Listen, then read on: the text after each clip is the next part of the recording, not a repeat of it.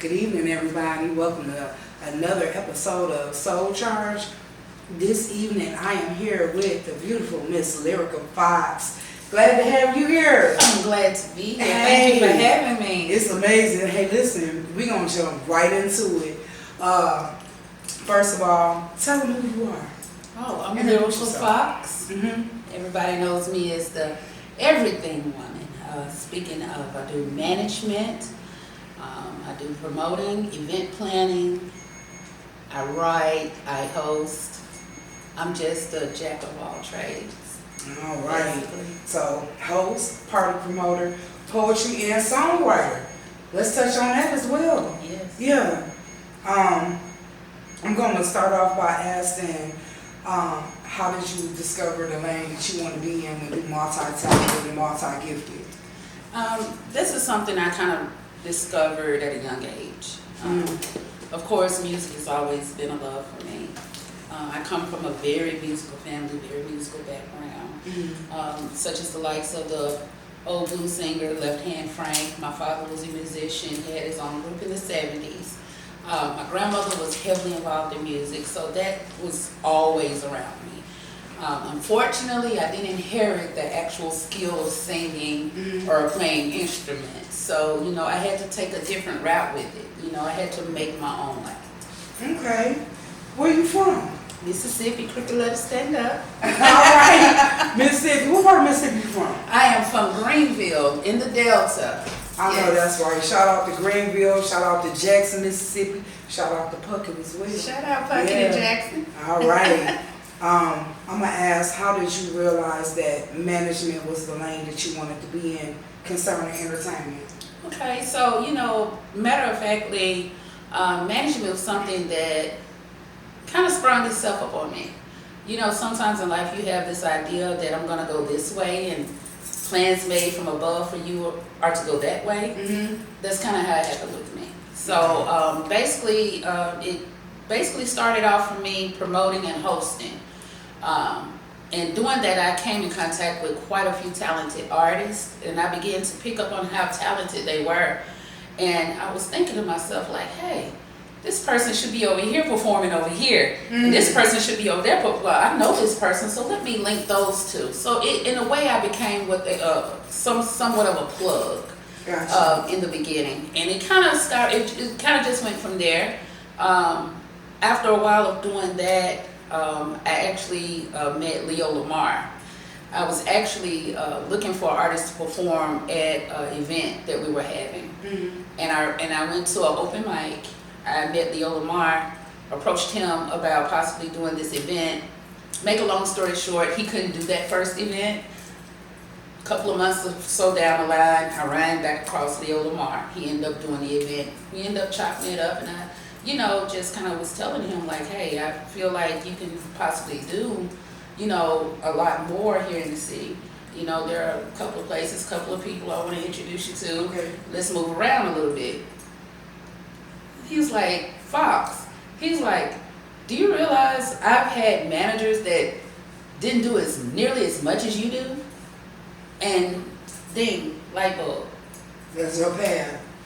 And I'm looking at, tell us about the power of networking and unification, because you a social butterfly. I saw you at One Love in Arlington when I was doing showcases with FOG. Yeah. Shout out to FOG. Yeah, shout out FOG.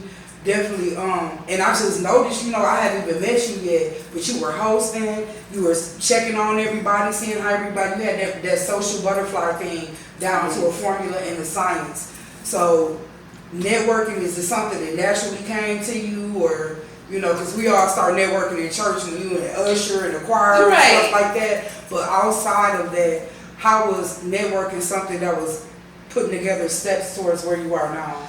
Believe it or not, again, that aspect of things always came very naturally to me. I've always been a people person. Yeah. I've always been the type that no matter where I go, who I'm around, I could walk into a place, and by the time I leave, I can almost know everybody.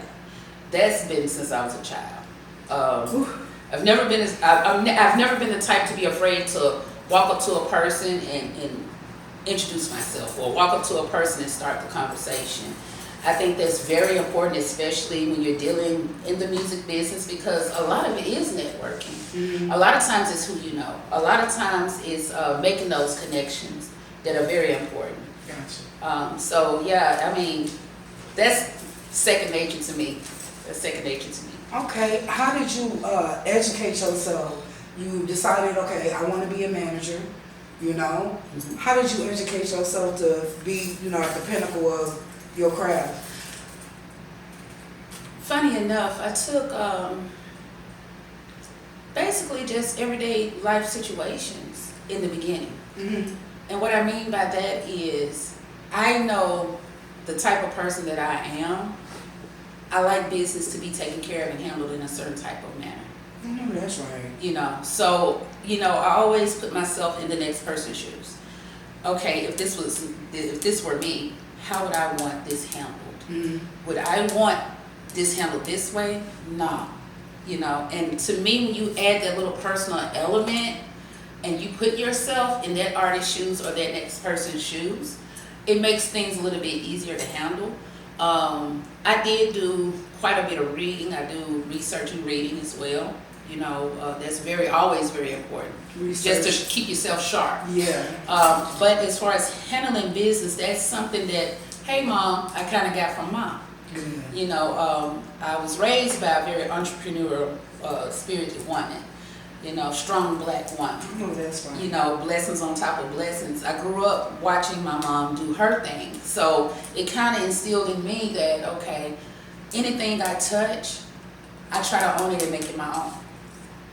And I will say this, it takes me a while to kind of warm up to people, but I think it's a credit when you have a pleasant spirit. Yes. You've always been sweet and kind, like, you know, hi, how you doing? You make people feel comfortable and stuff like that. So just having a pleasant spirit is cool. I'm going to go and ask, how did your friends and family take to you being in this lane?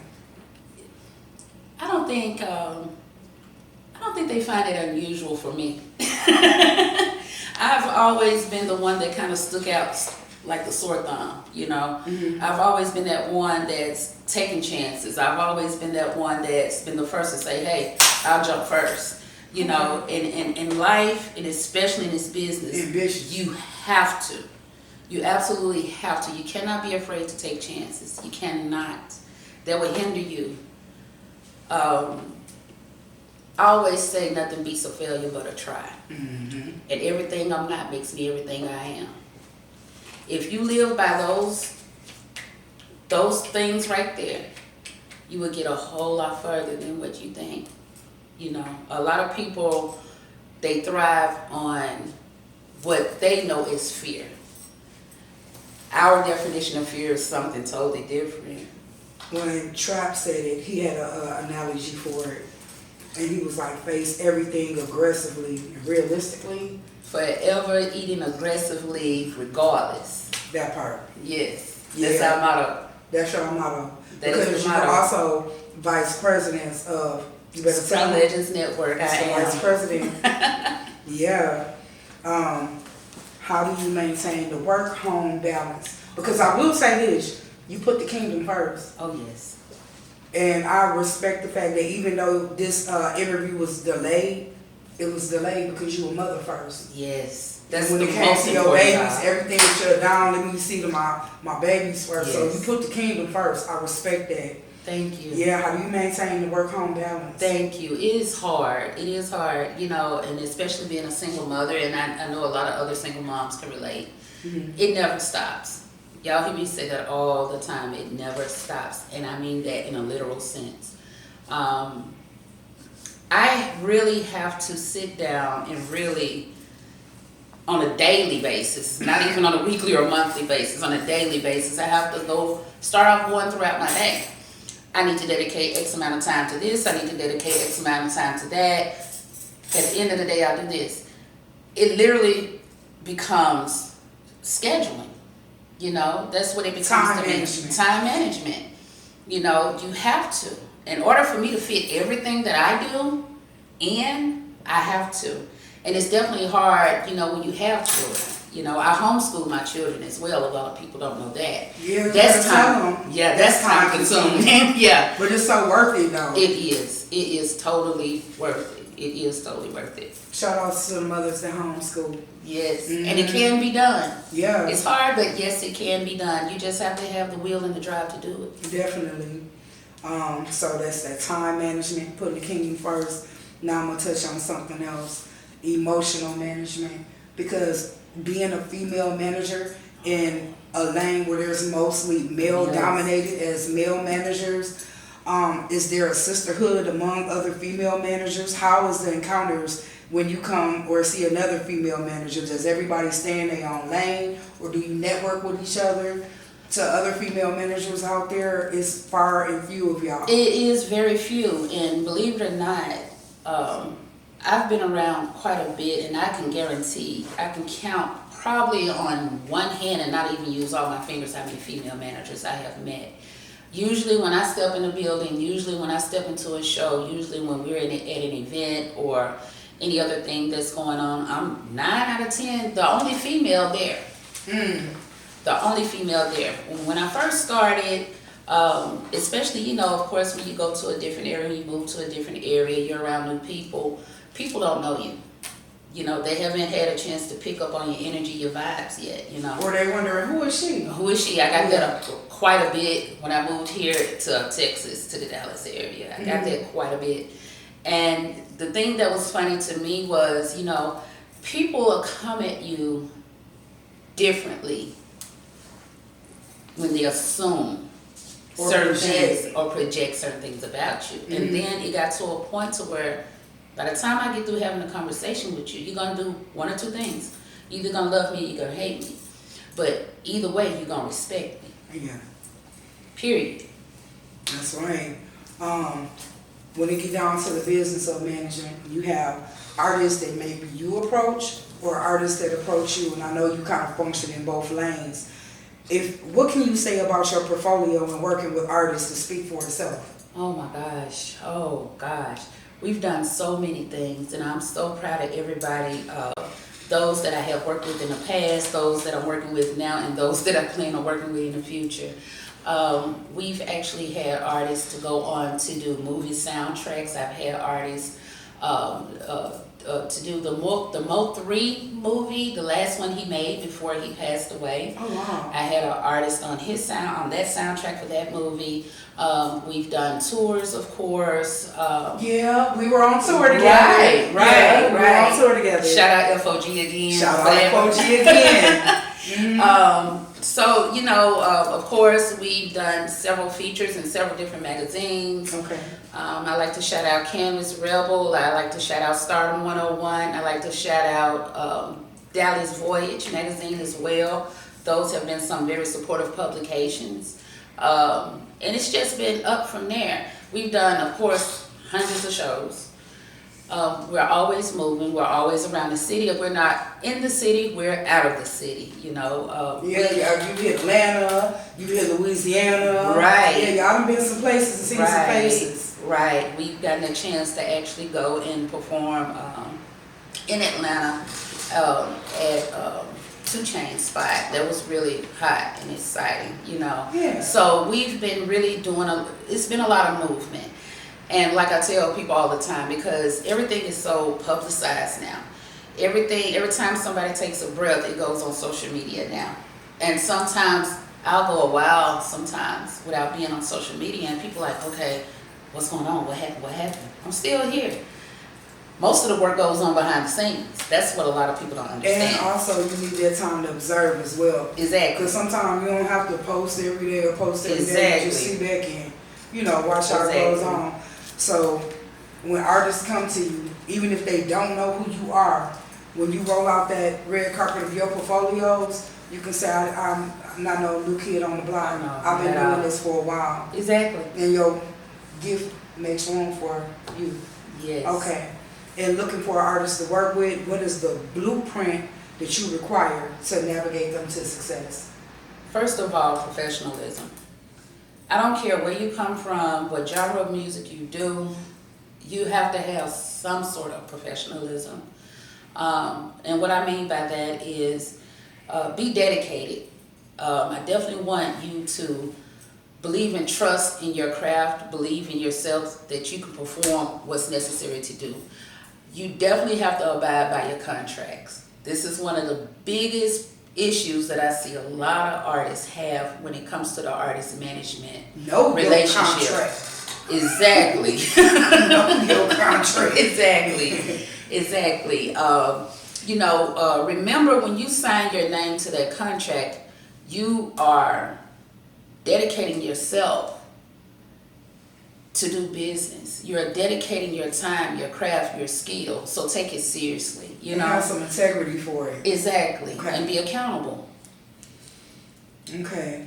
So when it comes to the public relations part of it, because part of managing is taking on these new artists, and even though they're really talented in the studio, really talented, Yes. period, but sometimes the offstage presence is needing to be polished. How do you work with them in public relations? When it's like, hey, watch what you do when you're not on stage, and teaching them, posting crazy stuff. How do you work with the public relation part of it, smoothing out the, the wrinkles? So, anybody that knows me knows I come with no filters. I'm no filters. Okay. You gonna tell it like it is? I can't even help it. Yeah. I have no filters, but seriously, I always have a mothering, nurturing spirit to myself anyway. So when it comes to situations like that, when they truly don't know. When I look at them as if I'm looking at one of my children. Oh. If that makes sense. Yeah, it makes sense. And, I have to kind of think, okay, how would I approach if this was my son or my daughter? What would be my approach? So, it's some that you can take that easy, breezy approach with, and then it's some that you have to turn into grandma on. You have to just get in it. Yeah, because now it's like you affecting the bag. I need you to get it all the way together. That part. So it all depends on them. The way I come, it all depends on them. Okay. And what are deal breakers for you in managing artists? When you like, we're done. Don't even worry about it. Lose my number. Oh my gosh. Where do I start? Take your time. I don't tolerate the big head, what I call the big head ego. If we're all working together to try to advance and elevate, it's okay to be self-confident. I definitely applaud and love self-confidence, but it's a total different thing to be arrogant and your head swell. We've all seen, not only in music, just in life period, where people tend to, they get here, and this is the ceiling, and you want to get the big head here. You haven't made it there yet. We're not there yet. We still got work to go. Okay. So now you feel like I can slack off. I don't have to show up to shows on time. I don't have to show up to the studio on time. When I'm set to have a project due or work to be done, I don't have to do that on time. I can just do that when I want. You haven't made it there yet. And I think we need to keep that in mind. And we need to help our artists keep that in mind. Where do you want to be?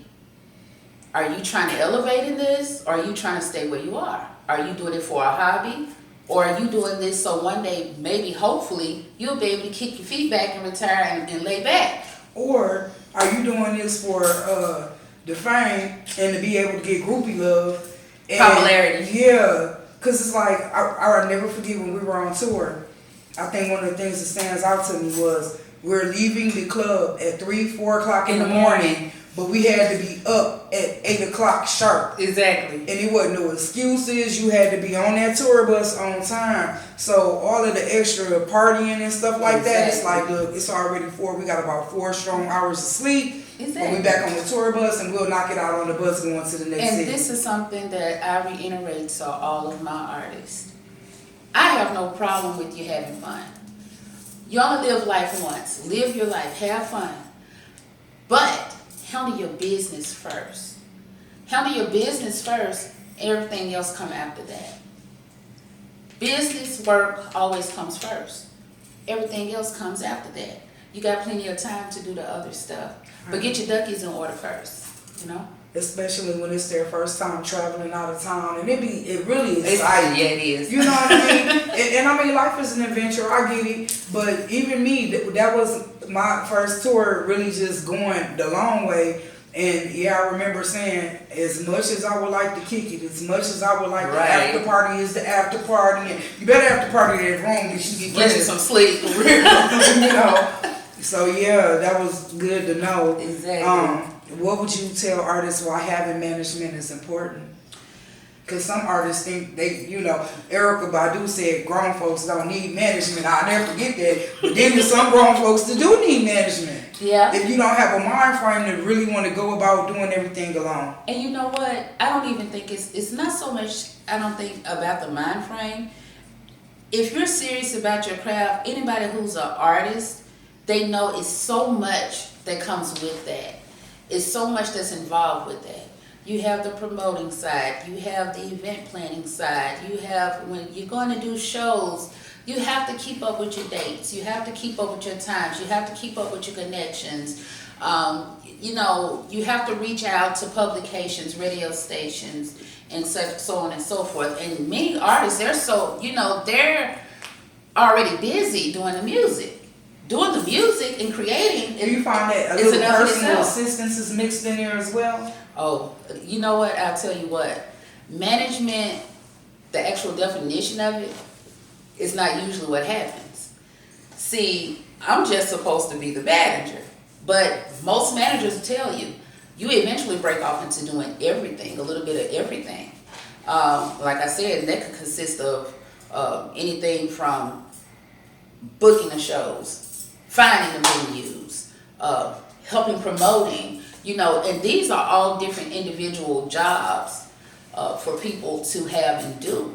Mm-hmm. But as a manager, and especially if you're a manager who's dealing and working with local artists starting off, you're going to be a part of all of that. You're going to have a hand in all of that 9 times out of 10. So, for the artist that wants to be able to focus on the creation of the music, it is a good idea to get a manager. And like I said, it all depends on how far they want to take it. I always ask our artists when they approach me, where do you want to go with this? How far do you want to go? Mm-hmm. And then I double back and I reiterate to them and I let them know what I can and what I cannot do. That brings me to my next question. Tell the people what management is not. Oh, gosh. What management Can is we not. talk about it? Can we talk about it? Because there are some things you are, but there are some things you are not. Exactly. So, I don't know. It's kind of funny because I see this from a lot of fresh up-and-coming artists. Artists who've been in the game for a minute, they've somewhat got it figured out. But, you have a lot of the new and upcoming artists who assume that once I get a manager, I'm rich the next day. Once I get a manager, I'm going to be performing and opening for the hottest act in America the next day. Once I get a manager, and I've heard this so many times. They be watching too much TV. Right. Once I get a manager, we're going to go do videos and we're going to fly here and do a video here and there. And then when you ask them, where's the budget? What's the budget? Because a lot of them have this assumption that management is the budget. Management is not the budget. We manage the budget. That's the difference. We're not the budget, we manage it. So if you're coming into this game and you're looking for management and you really want to, take your craft seriously and you want to be serious about what you're doing, I always advise people to set aside a budget. Have a budget set aside. So when you hit the ground, you can hit the ground running with no hiccups. Especially for promotion, yes, video shoots, wardrobe, definitely, makeup artists, and especially independent artists. Yeah. Especially if you're an independent artist. If you're not signed to a major record label, if you're not signed to anybody major, and which even then you still have to produce, and if you don't, that money you have to find a way to get those people back their money. Point blank period. But as an independent artist, and that's the route I see a lot of people are going now. A lot of the artists now are going independent. They're doing things on an independent level, and I'm loving that movement. But with that comes responsibility. Yeah. You know, with that means everything that those major labels do for you, you now have to do for yourself. Videos, financing it, Everything. wardrobe, hairdressing. Exactly. If you're How- female, you gotta have the makeup artist, you gotta have the clothing right. You know, it's it even goes even further than that. You more so than anything else, you definitely need to handle the business behind the scenes. Copywriting, Exactly. publishing. It takes more. It's more to being an artist than just jumping up with a mic on a stage. And I don't think a lot of times that flies over some people's heads. We was just talking about in the episode before this the importance of rehearsing your set. Exactly. I don't think a lot of artists realize that in booking them shows, if your set is extra weak, people don't want to pay ticket money to see you. Exactly. Especially when they don't know you. Exactly. Like, we don't know you well enough to know the words to your song, so I need you to rap it out and have some type of stage presence and stuff like that. Production. How do you make your money when dealing with artists? Well, the usual thing for me when I have an artist sign a contract with me, my usual fee is 20 to 25% of what's ever made, of course, doing their run with me. Booking shows, yes, radio interviews, yes, magazine interviews, yes. We do it all. We do it all. It is, and you know what? At the end of the day, even though, you know, like I said, the hustle of it is a good thing. But my thing more so is to want to see people elevate. I want to see these artists elevate. And when I say elevate, I'm not just talking about musically. Okay, you got the music down pat. Anybody can do music. You know, music is literally probably 10% of the actual they say craft in the business, and 90% talent business. is 10%, 90% business. It's true. 10% talent, 90% business. I've heard that before. It's true. It is so true. It is so true. And so now you want to figure out, okay, what steps and what path do you want to go on with your music? Okay, do you want music to be the only thing? Do you want to build and you want to create? Entrepreneurism. Branding. These are things that can help build and lead to generational wealth. So this is the track that I'm on. This is the track that I try to get my artists to be on. Think about it. At some point in time, you're gonna get tired. At some point in time, you're gonna fizzle out. You're gonna get tired of being on. So yeah. You have artists that and are popping for really got a 10, 15 years, and then after a while, you don't hear from them no more. Things change so much in the music industry. They might have children. They might want to stay home and raise their kids. They might get married, want to concentrate on their relationship. Or sometimes the popularity, when you starting to pop and people know who you are and you like, who are you? You know, getting used to that. How do you prepare your artists for that mind frame when it's like, okay, nobody knows you, but you starting to do showcases. People are starting to follow you on IG, on Facebook and stuff like that. And you starting to catch traction. And you see your artist is like, I'm not used to this. You know, how do you kind of smooth them out and say, hey, breathe, center yourself? That's where, you know, the spirituality come into it at for me. You know what, believe it or not, I don't think I've had an artist like that before. Believe it or not. All of you on go. Go mode. Go mode. Because one thing about it, when I'm dealing with artists and those artists that I choose to take on, I need your energy to be a certain type of way before you even make it to me. Yeah. I need your energy to be a certain type of way. I need you to walk like, I need you to talk like. Chin up, soldier. Chin up. That way. You understand me? Yeah. So, you know, I can remember in particular though, one artist I didn't manage, but I worked closely with. And they put out this video.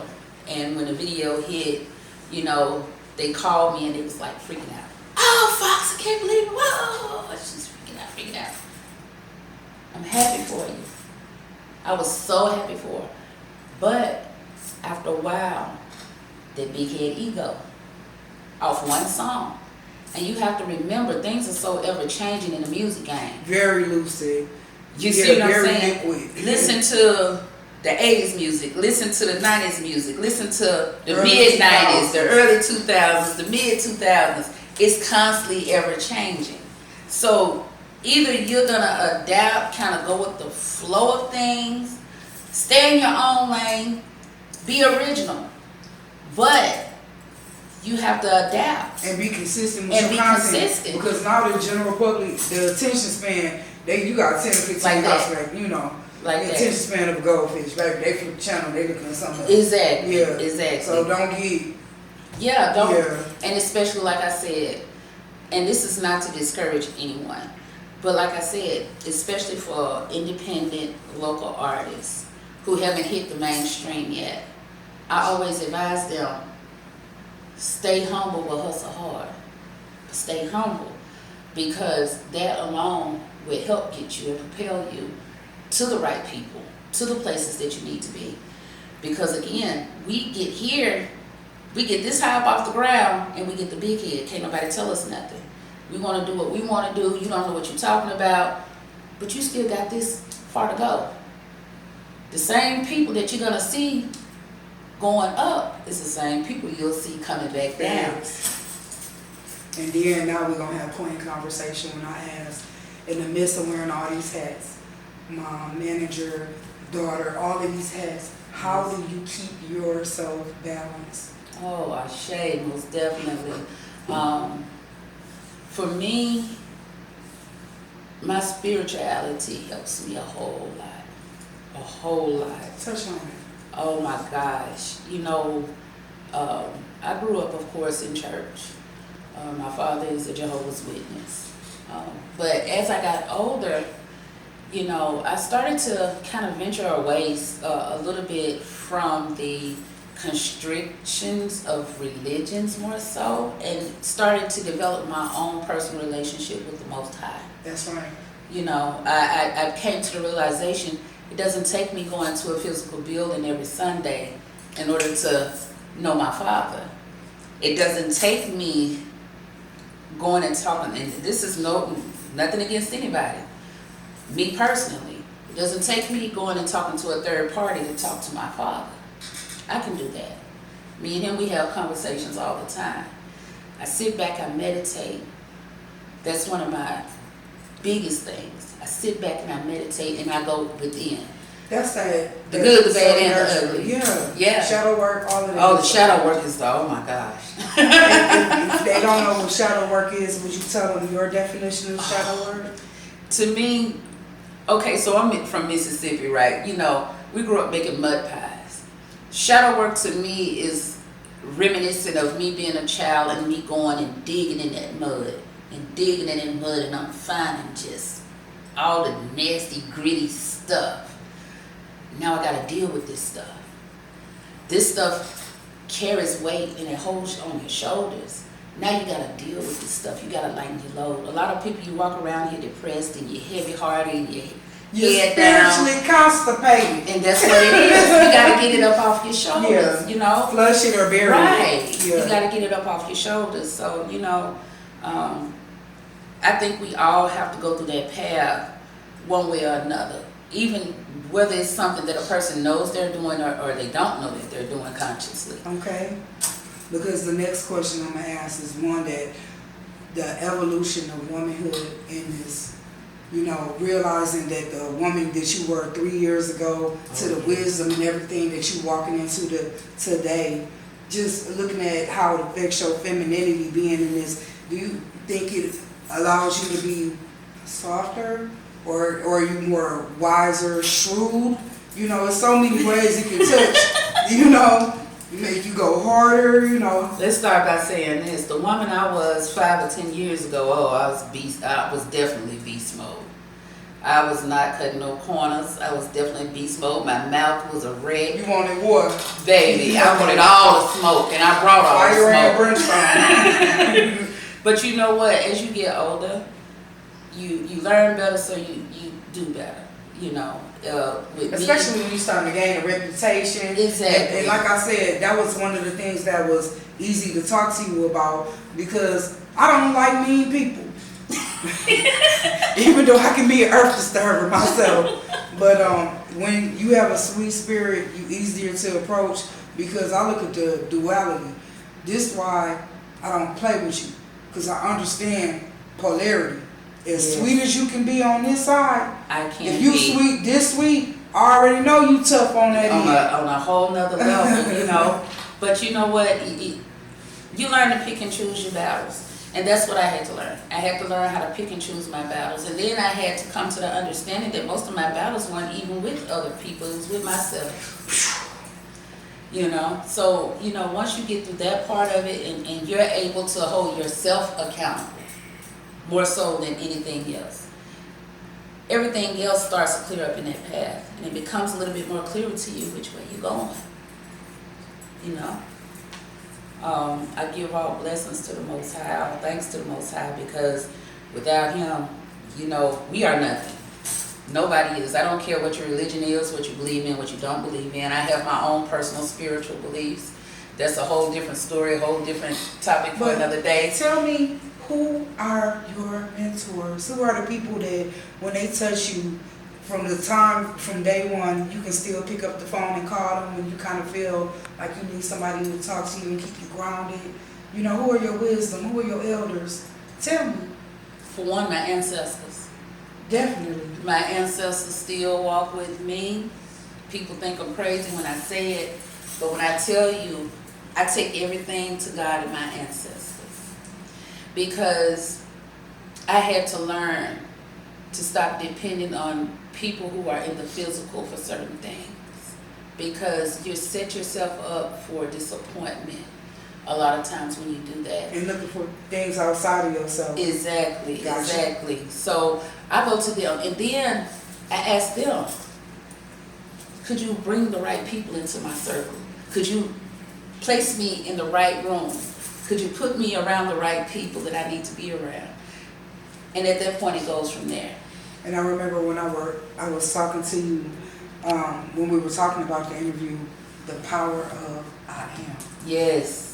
Tell them how the Yes. I am work. That I am. Mm-hmm. I You said am. I am a businesswoman. I am That's a right. manager. I am a powerful woman. I am queen at all times. You know, the power of I am will get you there. And you know, these are affirmations that I literally say every day to myself. Every day. You say you even put them on the mirrors every day.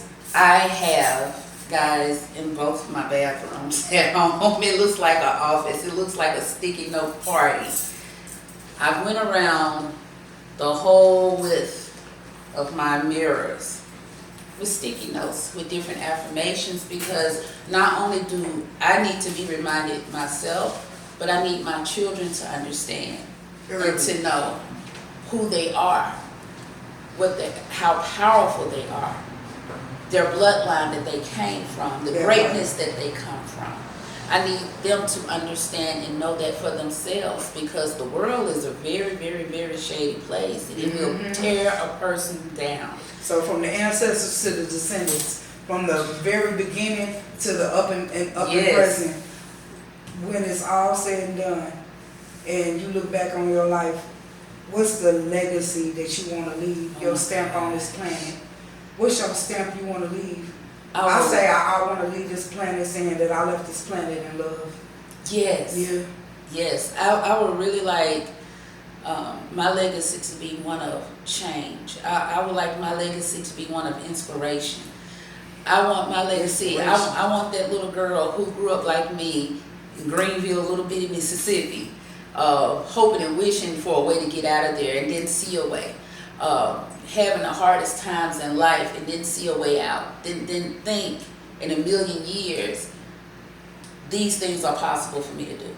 I can create my own reality, you know. I want the underdog to win. I want to be inspiration to those people, the ones that get counted out, the ones that their friends and their family members, they laugh at them and tell them, oh, you ain't gonna do that, you can't do that. The ones that hear and feeling so low, I wanna be that ray of light I would love to be a real light to people. That's what I want my legacy to be. I want my legacy to be one of teaching, betterment, upliftment. That's what I would like my legacy to be. Now, am I an angel? Not by any means. I have my ways. I have my doubts. You know what I'm saying? We ain't perfect, but we perfect. You know what I mean? But everything I'm not makes me everything I am. That part. And the most important thing to me is being willing to use what I do have in order to try to help the next person. In order to try to be of some sort of service to the next person. I always, in my prayers, I always ask God, help me to be of service to somebody. Because it's not all about me. And it's becoming the change you want to see. That's right. And I think that's very important, being the change. Because if you don't see it and it's just in your spirit to move this way, go on and act on it. Because it's part of your purpose. It is. And it's hard when, you know, other people don't understand your path. You get down to the point where you don't have to explain to everybody that doesn't understand. Exactly. Because along your path, the people that are lit to be on your path is going to clearly understand the assignment. Exactly. And so putting that out there, don't worry about who ain't fooling with you, who don't like you, who don't think you're a weirdo or whatever. Because those along your path, they're going to understand your path, and you won't have to explain because they got somewhere to take you to the next step of the journey anyway. That's right. And another thing that I had to learn the hard way, and this was a long time ago. And my grandmother, you know, I'm pretty sure you heard, you know, your elders and your family say this: everybody can't go where you're going. A reason, a season, or a lifetime, and the lifetime is far and few. I look at my relationships and my dealings with people as such. You're either a lesson, a blessing, or both. You're either a lesson to me, a blessing to me, or both to me. And I take that and I handle things accordingly. There are people that's been in my life for quite a while, you know, that's, you know, rocked with me for quite a while. And I'm so thankful. I'm so thankful for those people. But then there are those, you know, just like anybody else, you know, I'm Lyrical Fox, you know, you're Kyra, you know, 24K, you know, but we're still human. Even aside of everything that we are doing, we're still human. So, you know, we still go through those same things like everybody else, you know. I always try to explain to people, I'm probably one of the most down-to-earth, relatable people that you'll meet. When you got life experience, real life experience, exactly. When you done had a lot and had a little, when you done actually did the work and took the steps to earn it, you kind of be sweeter in the spirit anyway. Because you know how it feels when people disregard you, when they treat you, you know, lesser and everything. So by the time you get there, power and the some people get caught up in power, hungry, and they get to, you know, tripping. But usually with power comes wisdom and the application to know when to apply the wisdom. That's right. Because Mama said something, she said, I'm getting to the point where you need to know you ain't got to be arguing with people back and forth. Wisdom don't scream and holler. Yeah, Mama, I remember that. Wisdom don't scream and holler. And you know what? I had to learn that too. Cause see, when you get to a point where you telling somebody, I'm not going, hey man, if I say don't put your hand in the fire, it's gonna burn you, love. It's gonna burn you. Exactly. And you wanna put your hand in the fire anyway. Wisdom says that, hey, I'm gonna tell you this one time, you know, take it with you. But when you get that 3rd degree burn, don't say I didn't warn you. Exactly. And then facts ain't got no feelings. Facts are defending themselves with the truth. So that is so true. Yeah. I definitely had to learn that. How do you like I know I keep on rolling, but I have to ask, when people form opinions of you, true and untrue, how do you guard your psyche? How do you guard your mind? Because, you know, we live in a time where people will pull up things from you from back in the gap. You be like, bruh, I ain't even that person no more. You know what? I've changed. You know what? I'm one of those type of people, and my attitude is this. Especially when you didn't I own it. Evolution. Yeah. I own it, and I'm going to tell you why I own it. Because to walk through a lot of the things that a lot of people, such as myself, have walked through, and to actually be able to come out on the other side in my right mind, with a healthy body, healthy mind, healthy attitude, and still positive spirit, That's something to be proud of, you know, and I shine on that. I stand on that 10 toes down. You know, I'll never be ashamed of coming from here to there because everybody has had a journey. Everybody doesn't expose it. Everybody doesn't talk about it. But everybody has went through their own, they got their own skeletons in their closet, you know. And I always keep that in mind. Everything you not You know, makes you everything you are. Everything I'm not makes me everything I am. So, You know? well, who are your shout outs? You want to give a shout out Oh, to? yes, Let's most roll out the definitely. carpet and tell these people what it is. You know I'm a Mississippi girl, so you know I gotta shout out Mama first. Shout out Mama. Shout out my daughter, Shout my out son, Mama. El Draco Shikaya. Shout out Street Legends Network. Shout out FOG. Shout out Music Boy Trap. Shout out my girl 24K. Appreciate Definitely shout out my boys at E Block TV, Kobeezy, DeKale, Renegade. I love you guys. We doing it this year, y'all. Like this year coming up is gonna be so powerful, Kara. It is gonna be so powerful. Like we're gonna be doing a lot of major things. I'm gonna sue you. I'm gonna sue her for messing up my name. She said, I'm talking to break down the cable. Somehow I'm still curious. You know what I'm talking about? I've been calling this place Kara for how long now? Like, I just Over a never year? make it. Ain't no correcting me. I just be like, all right, I'll take that. But no, I'm happy to have you here. I'm happy. You're my first female guest. So yeah. It's been a journey, and just rocking with you for this long. You're an inspiration to me, powerful woman, queen in your own right. So I'm glad we been able to come and have this conversation. Yes, most definitely. Yeah, and I have enjoyed it's gonna be a onward journey from here. But man, being able to be a part of your energy and it's good energy, it's always a vibe, a good one. You know. So it just makes sense she be on Soul Charge. We finally got it done. It's good for the soul, y'all. I'm telling you, charge me up. You leave feeling better than what you came. That's what Soul Charge is about. So, you know, behind the money, clothes, and hoes, how your soul feel. That's period. right. How your soul feel. Because at the end of the day, when ain't nobody looking at you and you looking at yourself in the mirror, you lay down at night, you always want to go to bed feeling like, you know what I'm saying, you at peace with yourself. That's right. Period. And you feel good about what you're doing and where you're going. And if you don't, you looking for solutions to make it better, you know. So, hey man, be the change you want to see, y'all. If you don't like the change, you switch it up. Tomorrow is a new day. Today is the present. Tomorrow a gift. Ashe. So let it be. Thank y'all for joining in with Soul Charge, man. We appreciate y'all tapping in. We appreciate the love. I want to give a shout out to Dallas View Media for always showing up, showing out. I want to thank Mr. Emmanuel for allowing us to use the space for this. Thank you. Thank you. I really appreciate you. Shout out Also, Mr. Emmanuel. yeah, shout out Mr. Emmanuel. Shout out to, let me say, all the future guests that are coming. And people that are watching this and they catch a vibe with us and spend time with us.